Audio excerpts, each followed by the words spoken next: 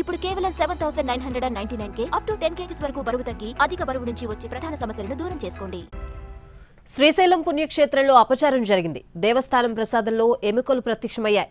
స్వామి అమ్మవారి ఆలయ సిబ్బంది పంచిన పులిహోరలో ఎముకలు రావడంతో హైదరాబాద్కు చెందిన వేణుగోపాల్ షాక్ అయ్యారు. ఈ విషయంపై ఆలయ అధికారులకు ఫిర్యాదు చేశారు. దాంతో డీసీ స్థాయి అధికారి రమణయ్యను విచారణ చేపట్టాలని ఆదేశించారు ఆలయ అధికారులు. బాధ్యులపై కఠిన చర్యలు తీసుకోవాలని భక్తులు డిమాండ్ చేస్తున్నారు. బ్రహ్మరాంబ అమ్మవారి ప్రసాదం అండి, దీంట్లో ఎముకొచ్చింది.